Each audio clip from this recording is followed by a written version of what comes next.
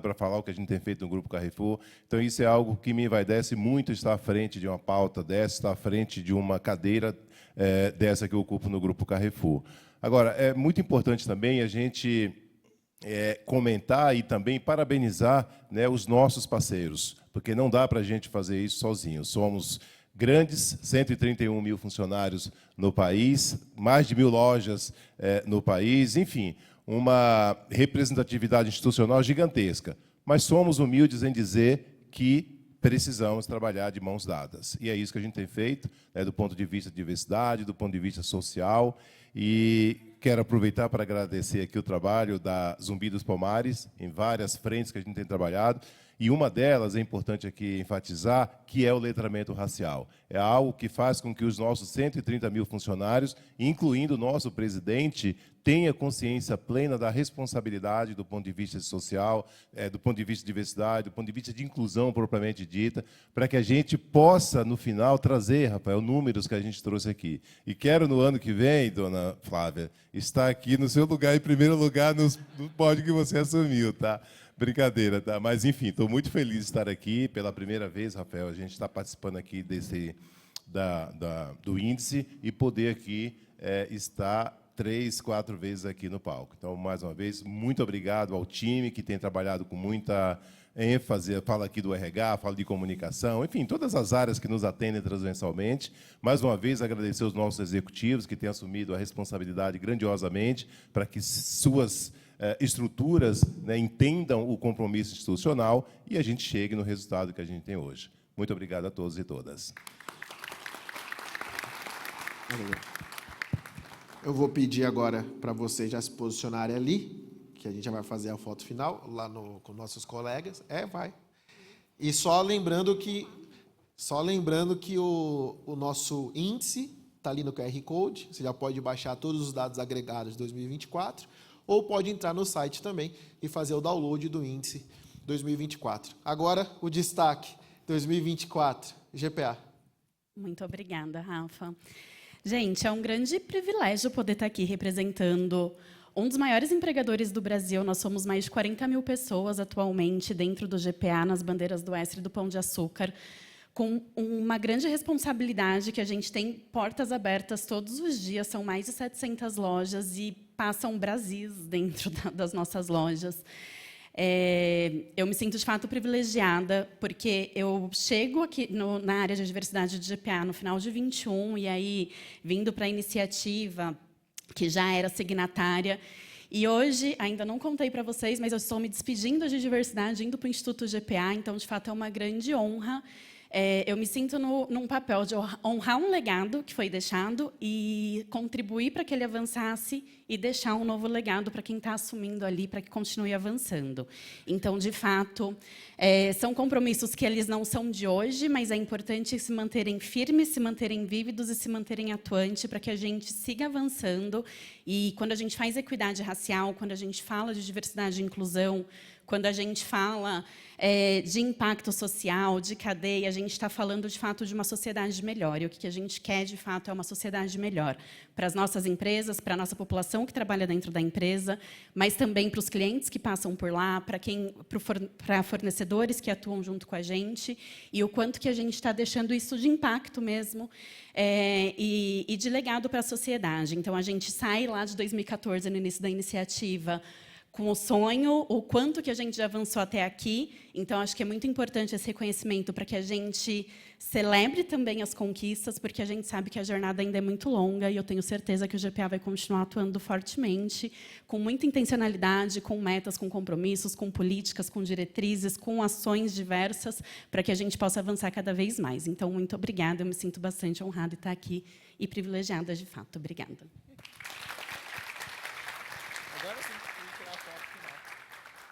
Agora é hora de tirar foto.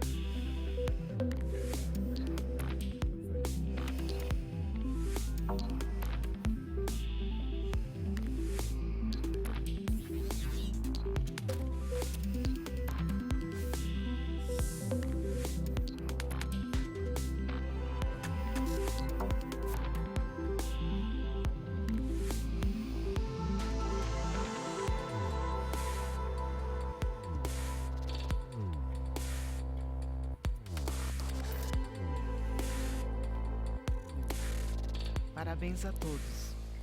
Bom, prosseguindo com os nossos painéis, desculpe, seguiremos com o tema A Produção de Alimentos, Gerando Inclusão e Desenvolvimento Sustentável. Convidamos para a composição do painel a moderadora do Grupo Carrefour, Suzy Yoshimura.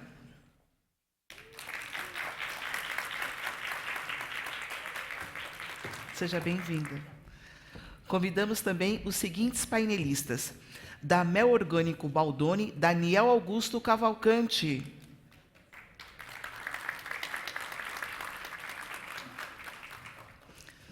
Obrigada pela presença. Da Farinha de Babaçu, Rede do Meio, Mara Costa.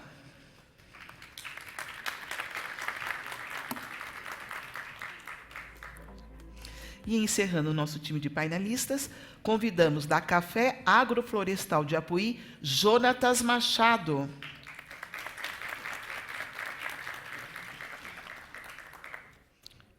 Obrigada pela presença.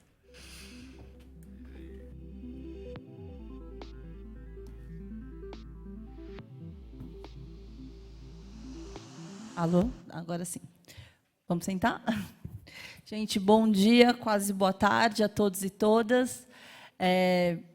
Super obrigada aí, reitor Rafael, por esse convite. É uma honra para mim estar aqui, primeiro para acompanhar toda essa jornada de todas as empresas, rever algumas pessoas, que o universo contribui para a gente se encontrar, e bom reencontrar.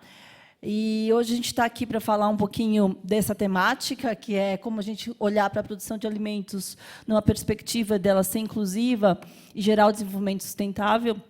E no Grupo Carrefour, a gente tem um grande desafio, que é você fazer com que os sistemas alimentares, de fato, tenham modelos produtivos que sejam sustentáveis, que sejam inclusivos, mas, ao mesmo tempo, que garantam essa qualidade e acessibilidade para todos os brasileiros e brasileiras. A gente tem mais de 60 milhões de clientes circulando nas nossas lojas, que estão em todos os estados brasileiros, com os desafios socioculturais que todos esses estados e que a nossa sociedade enfrenta. Então, fazer isso de uma maneira acessível para os consumidores finais e para aqueles consumidores que vão ainda, né, produzir desses alimentos para terem seus negócios, terem seus empreendimentos. Então, a acessibilidade a esses produtos com qualidade é o nosso grande desafio.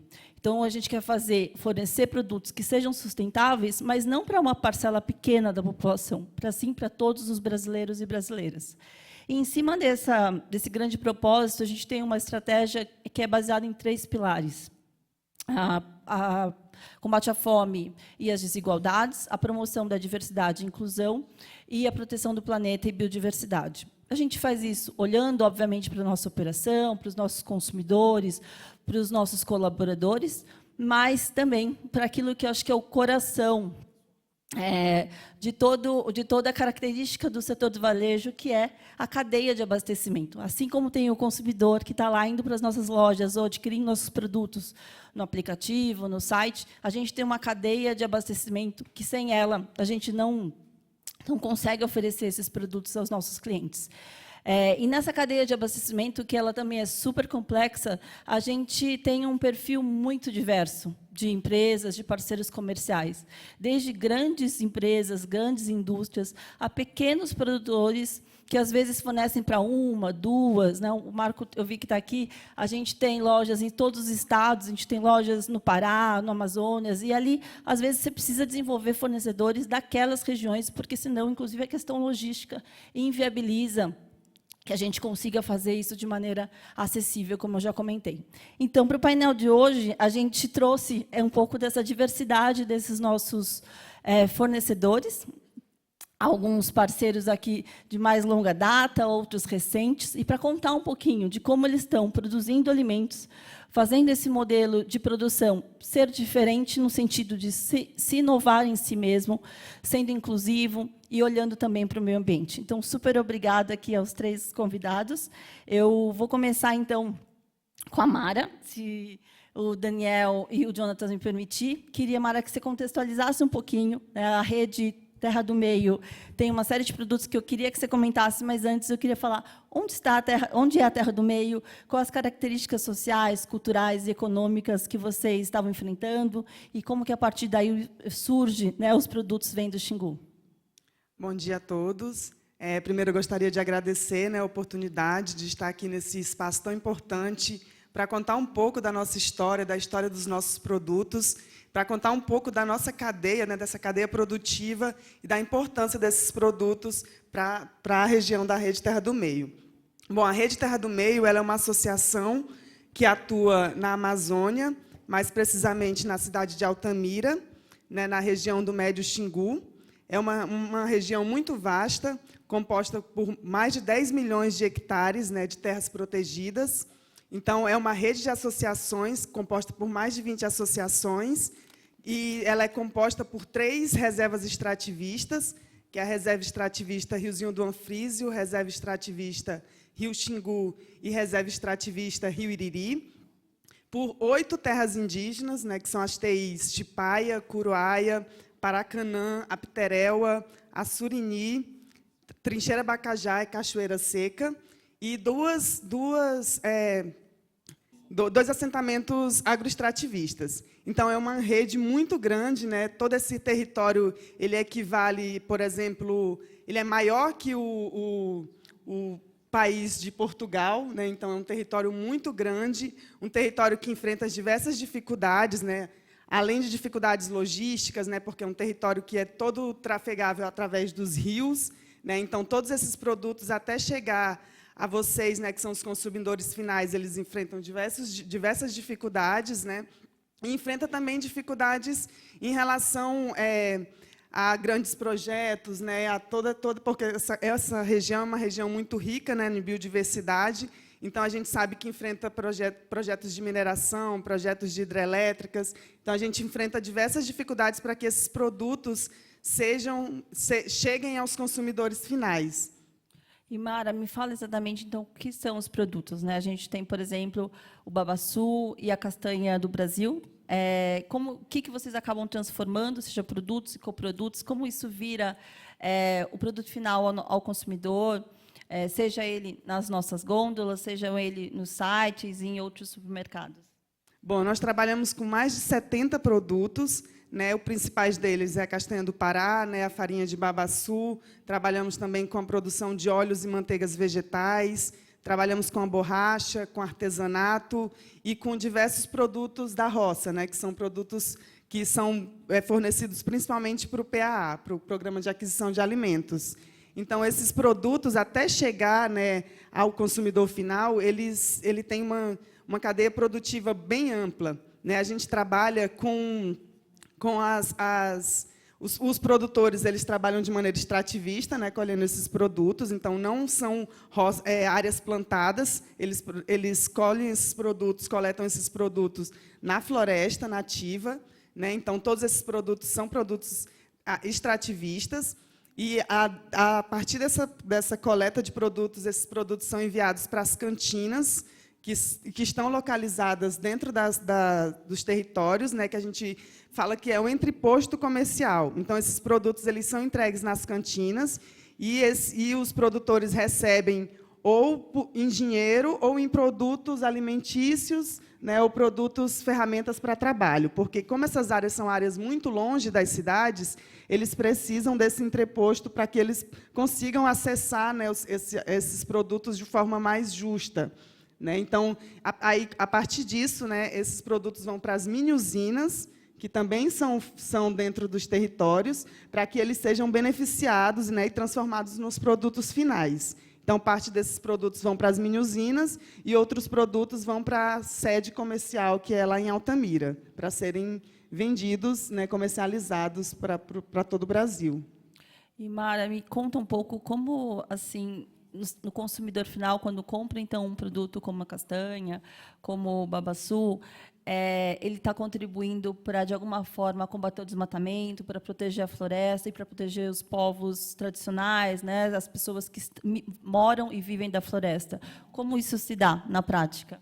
Então, o fortalecimento, né, dessa cadeia produtiva, o fortalecimento da comercialização desses produtos, eles contribuem para que essas comunidades elas tenham autonomia financeira, né, para que os seus saberes tradicionais sejam valorizados, né, e para que também eles se mantenham dentro dos territórios, né, que a gente sabe que se tiver pessoas dentro dos territórios, os territórios eles vão se manter em pé, a floresta vai se manter em pé. Então, o mais importante é isso, manter, né, dar alternativas para que essas comunidades elas se mantenham dentro desses territórios, para que também protejam a floresta e mantenham a floresta em pé. E qual é hoje que você encontra hoje o principal desafio para o crescimento, para a expansão e para a própria sustentabilidade dessas comunidades, até uma expansão sustentável nesse sentido? Como é uma área muito ampla, né, muito longe, para vocês terem ideia, tem comunidades que são 3 dias de voadeira para poder chegar lá. Então, a gente enfrenta essa dificuldade logística, principalmente por depender do rio, né? Então, depende da seca dos rios. Então, quando o rio está mais seco, tem uma dificuldade maior para que esses produtos cheguem em Altamira para que possam ser comercializados. Então, além dessa dificuldade logística, que é a nossa maior dificuldade hoje, a gente também enfrenta a instabilidade de produção, né, por conta das mudanças climáticas. Então, a gente não consegue falar para o nosso parceiro comercial, por exemplo, o tanto que a gente vai produzir de castanha do Pará no próximo ano, porque tudo isso depende, né, das decorrências naturais também, das chuvas. Então, a gente tem essas 2 principais dificuldades, a dificuldade logística e a instabilidade de produção por conta das mudanças climáticas que vêm afetando a nossa região hoje. Bacana, obrigada, Mara. Vou passar um pouquinho aqui, a gente já volta. Queria passar agora um pouquinho para a gente falar de mel agora, né, Daniel? O Daniel vai se apresentar e vai contar um pouquinho mais da produção de mel da Baldoni. A Baldoni é uma empresa que tem a marca deles, né, mas também produz para as nossas 3 bandeiras, o Carrefour, o Sam's Club e o Atacadão, mas também produz para as nossas marcas próprias, né, seja do Carrefour, seja o Members Mark. Então, eu queria aí que você introduzisse um pouquinho, contasse um pouco mais como que é a produção de mel, né? Não sei se as pessoas sabem que o mel não vem do potinho. Como que se dá a produção de mel e quais são as particularidades da produção de mel e os desafios da produção de mel aqui no Brasil? Excelente. Obrigado, Suzy, dessa oportunidade de eu falar um pouco sobre a maravilha não do mel, mas das abelhas, né? Então, a gente está falando aqui sobre produção de alimentos e as abelhas estão diretamente relacionadas a essa produção, principalmente, mas pelo fato da polinização. Então, hoje nós somos 8 bilhões de pessoas no mundo, em 2050, talvez 10 bilhões de pessoas, né? E a abelha sendo utilizada como um bioinsumo, a gente consegue crescer substancialmente a produção de soja, a produção de milho, a produção de diversas frutas, né? Então, o trabalho vem sendo feito para que cada vez mais a gente possa manter, né, o mundo abastecido. Falando de mel, o Brasil ele produz hoje cerca de 60 mil toneladas de mel, né? Nós somos o 9º maior produtor de mel do mundo, né? Com toda essa biodiversidade e esse tamanho que nós temos, o Brasil está atrás de países como o Irã, como a Índia, como a Argentina aqui do lado, que produzem bem mais mel do que a gente. Falta cultura de produção, né? A Baldoni trabalha diretamente com comunidades de produtores no Brasil inteiro, né?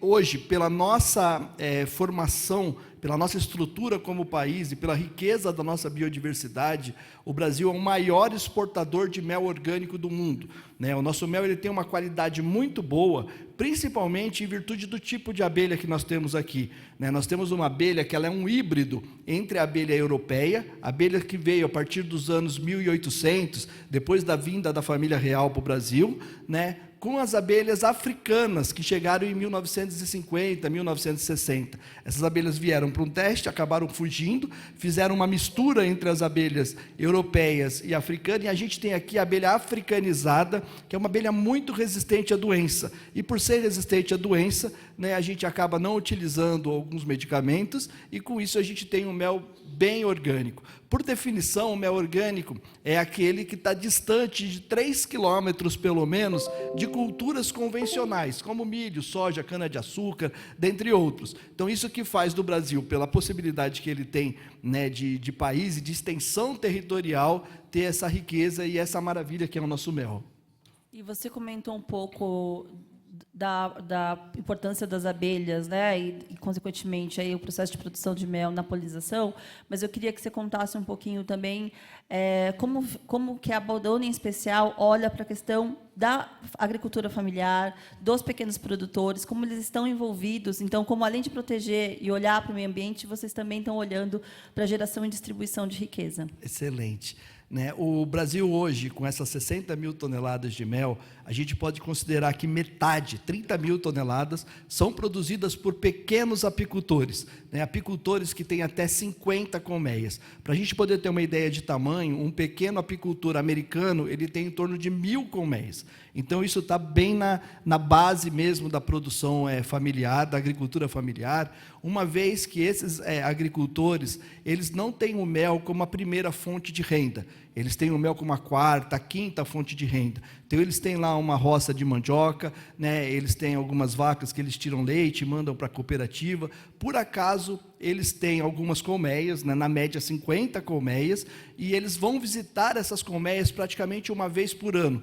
Colhem o mel numa produtividade muito baixa, né, e não investem em boas práticas apícolas para que a gente possa desenvolver cada vez mais a cadeia. Então, a Baldoni hoje, né, ela tem um projeto lá em Pernambuco, onde a gente está trabalhando com cerca de 150, 180 apicultores, né, certificando esses apicultores na estrutura de mel orgânico, né, e junto com isso a gente trabalha também o desenvolvimento de uma área de caatinga, né, porque por essa possibilidade que a gente tem de não só a colheita do mel, mas também de todo um trabalho de polinização daquela biodiversidade, hoje a gente tem alguns indicadores que a gente pretende nos próximos de 8 a 10 anos ter crescido em pelo menos 1 metro a floresta de caatinga daquela região, só pelo trabalho das abelhas. Então, nós juntamos todos esses apicultores, né, nós temos um pessoal nosso técnico que está auxiliando bastante essas pessoas para que a gente possa aplicar boas práticas apícolas,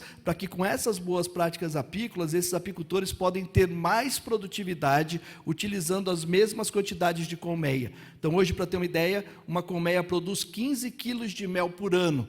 Na Argentina, a gente produz 40 quilos de mel por ano, né? A região ali do interior do Nordeste, nós temos 7, 8 floradas de mel diferentes. Então, tem uma capacidade Daniel, boa. mas o que faz, né, uma colmeia ter mais ou menos capacidade de produzir mel? Exatamente a capacitação e o profissionalismo que a gente direciona para os nossos apicultores. Então, hoje o setor ele é relativamente estruturado, né, desde uma confederação, associações, né, de apicultores dentro dos municípios, mas ainda são muito carentes de informação. Faltam políticas públicas voltadas para a produção de mel. Então, a gente poderia, hoje no Brasil, né, o incentivo para o consumo de mel é muito baixo. Nós consumimos 60 gramas de mel per capita. Então, uma daquelas bisnaguinhas que a gente encontra no supermercado, no Carrefour, tem lá uma bisnaga de 300 gramas, atende 5 pessoas durante um ano. É muito pouco o nosso consumo. Mas esse consumo gera 15 mil de toneladas de mel no mercado interno brasileiro. Para a gente poder incentivar a população, e a gente pode fazer isso trabalhando, por exemplo, a merenda escolar, né? Então, só o estado de São Paulo já aumentaria em 9, 10 mil toneladas de mel. Nós não temos esse mel sendo produzido aqui. Então, o trabalho que a Baldoni vem fazendo hoje, né, é um trabalho de melhorar a capacitação dos apicultores. Porém, esses apicultores eles têm uma idade mais avançada, né? A média de idade dos apicultores está entre 39 a 41 anos de idade, né? E a gente não tinha... É tão avançada assim também, né, Daniel?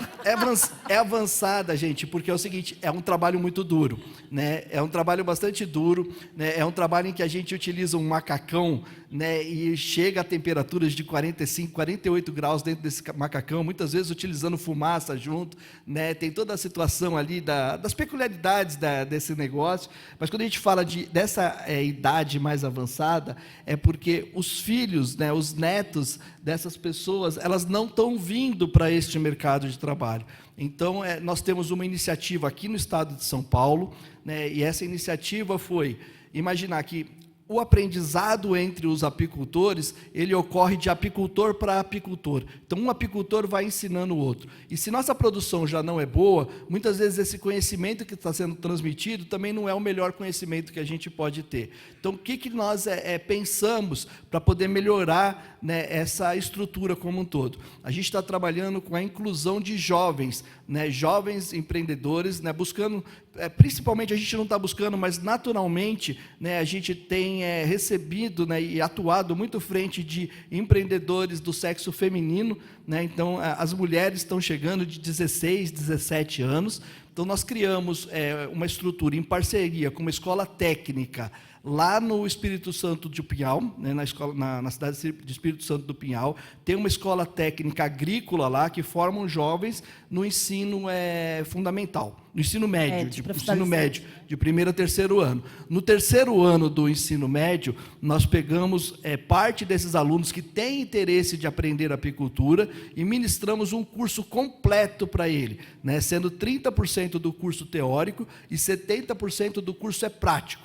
Nós instalamos um apiário escola, né? Nesse apiário a gente está com cerca de 100 colmeias lá, e eles trabalham na prática esses apiários. Os alunos formados nessa escola, eles vêm trabalhar com a gente em apiários próprios da Baldoni. Então, hoje, né, nós já temos alunos formados, já é uma realidade esse nosso curso, né, esses profissionais, eles entram na Baldoni, né, com 17 para 18 anos, recém-formados, existe todo um incentivo e algumas regras para que eles continuem estudando, né, e principalmente estudando na área da apicultura, que vão para uma área de engenharia agrônoma, de veterinária, de zootecnia, de biologia, mas que continuem nessa área e são incentivados pela gente, né, e eles passam a receber um salário de R$ 2.300, né, logo depois da formatura dele, assumindo 300 colmeias. A gente tem todo um plano de carreira para esses apicultores, que vai desde o apicultor júnior até um apicultor sênior, que ele pode chegar a receber R$ 7.500 como apicultor sênior, né, e fora o variável que ele recebe por produtividade, para poder estimular essa produtividade. Ótimo, obrigada, Daniel. E é interessante isso, né? Acho que essa é uma parte que contagia muito a gente trabalhar no setor do varejo alimentar, porque você aprende sobre diversos sistemas de produção, sobre os desafios, né? Sobre como esse cobertor às vezes é curto. Mas como é mágico e como encantador a gente tentar se debruçar sobre esses desafios. Obrigada. Jonatas, eu queria voltar um pouquinho agora para o bioma amazônico, né? Contar um pouquinho, Jonatas, onde é Apuí, por que resolveram produzir café em Apuí, sendo que provavelmente aqui a maioria, inclusive, é de São Paulo, quando pensa em café, pensava, talvez agora não mais no futuro, em São Paulo e Minas. Me conta um pouquinho mais, conta para a gente um pouco mais sobre por que produzir café na floresta amazônica. Obrigado, Suzy. Obrigado pelo convite. Fico muito feliz de poder representar a Amazônia também. E estar aqui falando um pouco sobre essa cultura de agricultura sustentável, a gente falar sobre esse tema. Por que Apuí? Bom, para quem não conhece, Apuí é um município que fica no sul do Amazonas. Então, a nossa marca Café Apuí Agroflorestal leva o nome do município onde o café é plantado. Isso tudo tocado por duas instituições que a gente chama que são as instituições que tocam a iniciativa Café Apuí Agroflorestal. E por que duas instituições? Para tocar um projeto desse é muito desafiador mesmo, e principalmente no sul do Amazonas, mas em toda a Amazônia. Estava aqui ouvindo a história. 3 dias para chegar na comunidade não é fácil. A gente tem que pegar um voo de 2 horas para chegar em Apuí. Isso dentro do estado do Amazonas, um voo. Mas por que o município de Apuí? Essa iniciativa ela é tocada pelo IDESAN e pela Amazônia Agroflorestal. O IDESAN é uma instituição não governamental e a Amazônia Agroflorestal a gente se categoriza como uma startup e um negócio de impacto. Mas tudo começou lá atrás numa iniciativa de a gente semear a sustentabilidade. A gente queria realmente ter um projeto onde a gente vai plantar uma semente de sustentabilidade em um município. E Apuí é um município que recebeu um dos maiores assentamentos da América Latina, que chama assentamento PA Rio Juma. Isso trouxe muitas pessoas de alguns lugares do Brasil, principalmente do sul do Brasil e do Espírito Santo. E aí se criou uma cultura em Apuí muito forte, que é a cultura da pecuária e a cultura do café. Então você pega do sul a pecuária muito forte, né, a carne, e do Espírito Santo a cultura de produzir café. E quando a gente chegou lá, a gente percebeu, na verdade, já tinha informações de que Apuí tem uma infeliz reputação, vamos dizer assim, de ser um dos municípios com maior índice de desmatamento do Amazonas. Por quê? Porque com a cultura de uma pecuária extensiva, acaba que ali a gente tem a maior população de gado do Amazonas, e isso traz uma degradação da floresta. Então, por que a gente não vai conhecer aquele local, entender o que está acontecendo e como que a gente pode trabalhar a cultura do local? Então, a intenção nunca foi a gente trazer uma cultura nova. Apuí sempre teve essa cultura de produzir café pelas pessoas que vieram daquele local. E assim a gente começou um projeto de Desan lá em 2008, chamando Semeando Sustentabilidade, e entendemos que existiam essas duas economias, e visitando alguns cafezais que na época estavam abandonados, a cultura não estava mais valendo a pena naquela época. Só para ter uma noção, na época teve pessoas que venderam sacas de café a R$60. Então, assim, não valia mesmo a pena a economia. Hoje o saca de café já está passando dos 1.200. Então, esses cafezais estavam abandonados. E o abandono fez com que algumas espécies de rápido crescimento crescessem e meio que sombreassem o café. E dentro de uma análise, a gente percebeu que o café que estava abandonado estava melhor que o café que estava sendo feito a pleno sol. E a gente entendeu, cara, então é isso que a gente precisa fazer, a gente precisa entender o que é essa cultura, porque ela é uma cultura sustentável, e assim começou o projeto Café em Agrofloresta, que é a gente poder... Gafe, né? Que é a gente poder plantar café junto com a floresta. E assim começou. Captamos para um projeto, começou em 2012, onde a gente foi procurar produtores ali que aceitaram essa loucura de produzir em um sistema agroflorestal. E em 2015 a gente lançou o Café Apuí Agroflorestal, que é um sistema onde a gente planta café em conjunto com as árvores. E em 2018 a gente consegue ser o primeiro café certificado do Amazonas. E em 2019, para expandir o projeto, aí entra a Amazônia Agroflorestal. Por quê? Porque a gente tem um projeto através de recursos a fundo perdido. Mas a gente entende que se a gente acredita na ideia e que a gente tem um produto e que a gente tem uma cadeia de fornecimento, a gente precisa realmente levar esse produto para o mercado. E na época, como é que a gente estava levando, né, Jonathan? Então, tu não vendia o produto até 2019? Não, desde 2016 a gente vende o produto, mas era com CNPJ emprestado do outro, do fornecedor, vendendo sem nota mesmo, realmente fazendo a coisa acontecer. Mas em 2019 a gente falou, a gente acredita no projeto, a gente precisa expandir, e foi assim que a gente criou a Amazônia Agroflorestal, que veio com o intuito de somar junto com o IDESAN, tanto que ela é um spin-off do IDESAN. Para quê? Para que a gente possa trazer recursos privados, expandir o nosso projeto lá no município e também garantir a compra e a comercialização desses produtos. Então, a gente tinha, só uma questão de números, até 2021, com o projeto, a gente tinha cerca de 90 hectares, e só em 2022 a gente plantou mais de 70 hectares. Então, é realmente uma questão de expandir o projeto. Ô, Jonatas, e como envolve a questão da inclusão, né, a geração e a renda, a distribuição de renda para as comunidades locais nesse projeto e da produção do Café Apuí? É muito importante. A gente entende, eu estava ouvindo aqui o que o Daniel está falando, e é uma das coisas que, para a gente tenta trazer mais, a gente busca fazer com que essa atividade, que a gente entende que é uma atividade sustentável, que paga melhor, que é um comércio justo, se torne a atividade principal desse produtor. A gente sabe que, na maioria das vezes, o produtor ele não vai trabalhar só uma cultura, ele trabalha várias. Mas a intenção é que ela se torne a cultura principal daquele produtor. E a intenção dessa inclusão é a gente poder produzir mais, melhor e pagar melhor os produtores. Hoje, esses produtores, eles recebem cerca de 20% a mais do que o valor do mercado de café por produzir em sistemas agroflorestais. E aí pode estar a pergunta, né? O que é um sistema agroflorestal? Tu está falando tanto de agrofloresta. Bom, ele é realmente o centro do nosso projeto, é o sistema agroflorestal, porque o que a gente quer? A gente quer fazer o que a gente está falando aqui, que é o desenvolvimento sustentável. Então, é a geração de renda regenerando a floresta. E o sistema agroflorestal é isso. O nome já diz, agricultura mais floresta, agroflorestal. Então, é a gente plantar uma cultura, né, através do plantio da agricultura, junto com espécies nativas da região, para que a gente possa regenerar aquele local.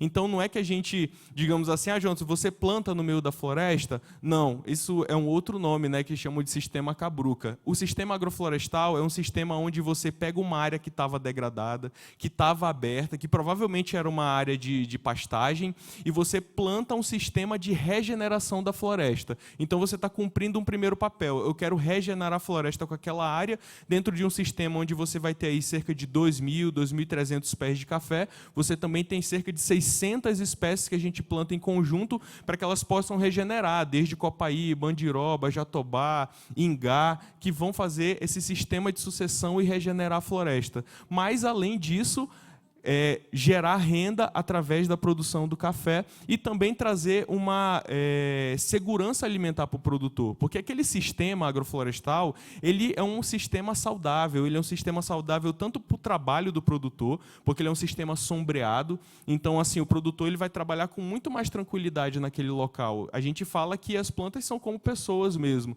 Imagina você produzir ou trabalhar a pleno sol, sair ali na rua pegando sol.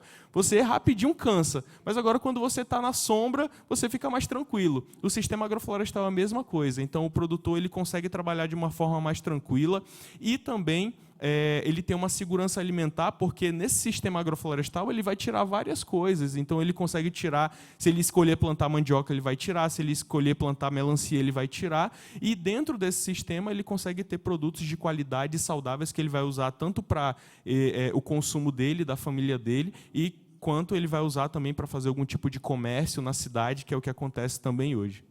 Obrigada, Jonatas. Hoje a questão de a gente poder oferecer, né, produtos de qualidade, e aí o olhar da qualidade dessa maneira mais completa e complexa, que envolve a forma dos sistemas serem produzidos, socialmente, ambientalmente também, ele também envolve a gente poder não só apoiar, né, o desenvolvimento, a evolução dos processos produtivos, mas se desenvolver também no setor varejista. Então, no grupo, a gente tem feito políticas específicas para poder se adaptar, né, adaptar as regras comerciais, adaptar a capacidade de recebimento, de distribuição, enfim. Então, acho que esse processo ele é um aprendizado para toda a cadeia, né, para quem produz, para quem está lá comprando e redistribuindo, e para o nosso próprio consumidor final, que também, né, precisa entender de toda essa história, que não é só um produto, mas tem uma história ali de impacto. E, nesse sentido, Mara, queria voltar para você, até para ouvir suas últimas palavras nisso. Dá para a gente produzir, mantendo a floresta de pé? Dá para a gente produzir, distribuindo para os 200 milhões de habitantes do nosso país de uma maneira acessível e garantindo qualidade de vida para as populações locais e mantendo a nossa biodiversidade? Sem dúvida. Os sistemas extrativistas, né, a produção agroextrativista, ela é um exemplo disso, né, um exemplo de aproveitar a floresta, de utilizar o que a floresta dá, respeitando os ciclos, né? Então, tem cada ciclo, tem o ciclo da borracha, tem o ciclo da castanha. Então essa rotatividade de produção, ela faz com que os extrativistas eles possam sobreviver ali da floresta, né? Então, em cada ciclo, eles vão utilizando o que a floresta dá, né? Então, isso faz com que eles se mantenham dentro dos seus territórios, né? E que eles também contribuam para que essa floresta continue de pé, né? Que eles são realmente os verdadeiros guardiões das florestas, né? Os extrativistas, os indígenas, quem está ali, quem reconhece, né, o valor da floresta, o valor desses produtos da floresta. Então, é super importante manter essas populações dentro dos seus territórios, né? Iniciativas como essas, né, da Rede Terra do Meio, ela faz com que valorize cada vez mais esses produtos, né, e fortalece, né, faz com que esses produtos consigam chegar ao mercado, né, do nosso país, porque a gente sabe que lá os extrativistas sozinhos eles não conseguiriam fazer isso. Então, iniciativas como a Rede, ela faz, né, ela contribui para que eles consigam acessar o mercado, né, e seus produtos cheguem cada vez mais, né, em cada vez mais cidades do país. Obrigada, Mara. Daniel, eu queria te perguntar sobre a questão do orgânico, né? A gente sabe que um dos grandes desafios do produto orgânico é ainda a questão do posicionamento, né? O custo e, consequentemente, o preço ao nosso consumidor final. Como que você vê a produção específica aí de mel orgânico? Existem condições, né? Você falou muito da melhoria da eficiência, da capacidade produtiva. Então, existem maneiras de a gente conseguir olhar para a expansão desse mel orgânico para mais pessoas, para mais brasileiros? Como que você vê essa perspectiva? Excelente, né? Eu acho que a primeira ideia é as pessoas entenderem o que é o mel orgânico. Né, como que nós produzimos o mel orgânico. O mel orgânico tá no seio ali de uma região de reserva, de uma área de preservação, e hoje cada vez é mais difícil, porque a agricultura ela vem chegando muito perto. Então, nós temos um trabalho junto com a Associação Brasileira de Estudos de Abelha, né? Eu presido essa associação, e a finalidade dessa associação é a convivência harmônica entre a agricultura e a apicultura, para que a gente possa... O Brasil hoje já é o maior exportador de mel orgânico do mundo. Então, o mundo ele demanda essa qualidade acima da média do produto mel, né? Um adoçante natural, utilizado de forma milenar na Europa, né? Que é levado pela colonização para os Estados Unidos, porém ele chega tardio aqui no Brasil, porque ele só chega depois da vinda da família real. Então, hoje a gente está aprendendo um pouquinho sobre a questão do mel orgânico, e quanto mais a gente entender, né, sobre os benefícios desse produto, né, de substituir principalmente a sacarose por esse produto, mais a gente vai procurá-lo no nosso país. E a partir do momento que a gente mais procura, a gente acaba gerando nos produtores a vontade de produzir o mel orgânico, porque o desafio é muito grande.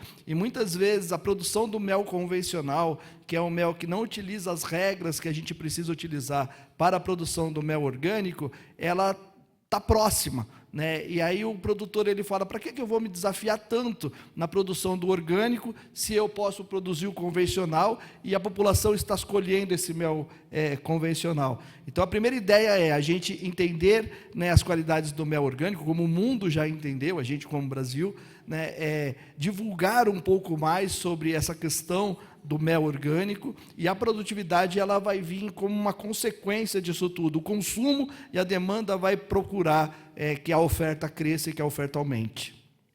Obrigada, Daniel. Jonatas, você veio me falar aqui que a gente tem que fazer uma torcida hoje, certo? Que vocês estão participando aí de um prêmio, enfim, queria que você comentasse um pouco mais e para falar um pouco desse futuro também do Café Apuí, né? Como que você vê a expansão do mercado, de novo, a questão da acessibilidade, da democratização desse acesso para a população brasileira como um todo? Claro. Bom, gente, eu fico feliz aqui de poder dizer para vocês que, nesse momento, temos produtores que já estão em Belo Horizonte. Está acontecendo a Semana Internacional do Café lá, e nessa Semana Internacional do Café acontece um campeonato que se chama Coffee of the Year, o Café do Ano.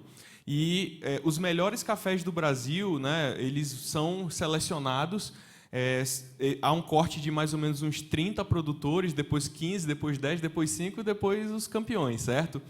E nós, o Estado, na verdade, a Amazônia, ela leva vários representantes já do Estado de Rondônia. Rondônia é muito forte na produção de café robusta, mas o Amazonas nunca tinha levado um representante para a Semana Internacional do Café. E pela primeira vez esse ano, a gente conseguiu, dentro do nosso grupo de qualidade, levar pela primeira vez na história um representante do Amazonas para a Semana Internacional do Café, e fomos selecionados entre os 30 melhores cafés do Brasil. Então, isso é um motivo de a gente poder comemorar muito. A gente espera estar entre os 15, entre os 10, não vamos desistir disso. Vamos receber aí essas informações. E eu vejo que essa questão da qualidade é uma coisa que também democratiza muito, assim, a gente falar. Porque quando a gente fala sobre produtividade, é muito difícil você chegar nesse local, certo? E ter divulgação desse local. Porque a intenção de você produzir um produto agroflorestal é você ter uma produtividade que é boa, satisfatória, mas você entende que você nunca vai chegar num padrão de uma produção tradicional. Mas a qualidade, ela democratiza. Então, a qualidade faz com que... o mínimo de você participar são 2 sacas. Todos conseguem produzir 2 sacas. Então, você conseguir chegar e falar, olha, eu consigo ser um dos 30 melhores cafés do Brasil, a qualidade democratiza. Então, a gente percebe que o que a gente está tentando levar para Apuí é a gente conseguir melhorar os nossos sistemas agroflorestais. Porque a gente sabe que a intenção é de fazer com que os produtores possam enxergar essa atividade e dizer o seguinte, olha, eu posso trazer renda para minha família, trazer essa visão mais empreendedora para eles, entendeu? Colocar na ponta do papel. Às vezes eles realmente não colocam na ponta do papel o quanto custa. Então, a gente poder trabalhar junto com eles nesse sentido, de, olha, a sua lavoura ela é como se fosse uma empresa, a sua chácara, a sua fazenda, ela é uma empresa. E você poder trabalhar isso e trabalhar dessa forma traz muito valor. E a gente quer trabalhar junto com eles. Eu até estava falando, na semana passada, na semana retrasada, a gente fez o campeonato de qualidade lá no município de Apuí, e o vencedor do campeonato de qualidade é esse nosso representante. Até vou falar o nome dele aqui, é o Rogério de Jesus Santana, um produtor que quase não entrou no grupo de qualidade e depois entrou no grupo de qualidade e saiu. E eu digo que a iniciativa que eu falei aqui, que é o IDESAN, e a Amazônia Agroflorestal, foi uma coisa que a gente falou para eles, olha, essa iniciativa, na verdade, ela tem 3 atores. E os 3 atores são chaves. E o ator-chave são os produtores. Sem vocês, a gente não faria. A gente poderia chegar com a melhor ideia do mundo. Se eles não acreditarem nessa ideia, ela não vai existir. Então, a gente tenta realmente chegar com eles e mostrar, e a gente já vê que isso está acontecendo. Eles realmente estão acreditando, eles estão vendo que eles podem fazer com qualidade e faz com que isso a gente possa mudar realmente a história da cafeicultura de Apuí. A intenção é que a gente realmente seja referência de cafeicultura no Amazonas. Obrigada, Jonas. E para encerrar, gente, eu queria só complementar dizendo que a gente acredita muito que os sistemas alimentares eles podem sim, né, ser formas de contribuir para um olhar mais regenerativo, mais circular, menos linear, né, dos modelos de produção. E para isso a gente contou um pouco desses cases, compartilhou, teve essa conversa para vocês ouvirem um pouco mais dessas histórias. Mas, da mesma forma como a gente não tem 3 produtos na gôndola das nossas lojas, a gente tem milhares de produtos, são milhares de outras histórias que estão lá, e nenhuma necessariamente perfeita, mas tendo esses desafios, enfrentando esses desafios e tentando cada vez mais trazer impactos positivos e minimizando os impactos negativos, trazendo impactos positivos, seja na perspectiva social, seja na perspectiva ambiental. Isso, de fato, não é um olhar de chegada, é um olhar de continuidade, de jornada, e o Grupo Carrefour está com todos esses parceiros comerciais para também construir um novo processo de se evoluir na produção de alimentos e também na forma como a gente consome os alimentos. Obrigada. Obrigada, gente. Nossos agradecimentos aos nossos ilustres convidados. Pedimos para que permaneçam no palco para fazermos a foto oficial. Muito obrigada.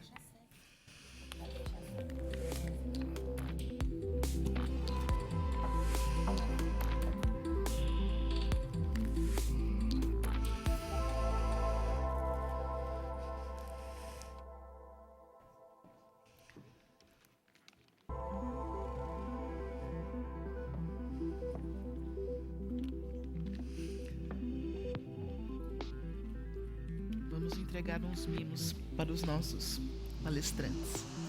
Isso. Por aqui. Obrigada.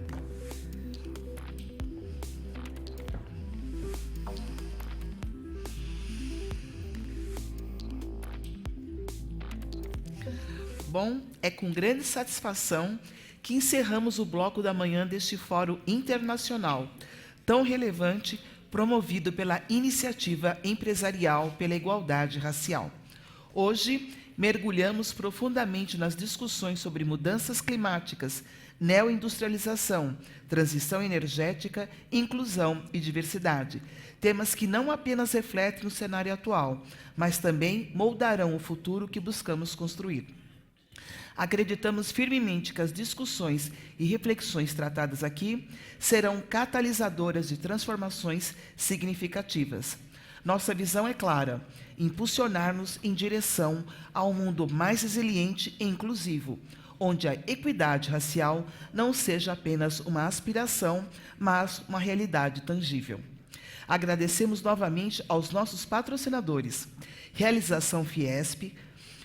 Correalização Fiesp, desculpe-me, apresentação do Grupo Carrefour Brasil, patrocínio master do Bradesco e Coca-Cola, e aos patrocinadores BNDES, Correios, Banco do Brasil, Vivo e Ambev, e o apoio de mídia do Grupo Bandeirantes de Comunicação. Agora faremos uma pausa, intervalo para o almoço, e retornaremos às 14 horas com o painel A Visão dos Movimentos Empresariais, Tendências e Perspectivas, e além de outros temas interessantes que vamos tratar até às 18 horas. Então, pedimos a todos para que levem os seus pertences e retornaremos às 2 horas. Bom almoço para todo mundo.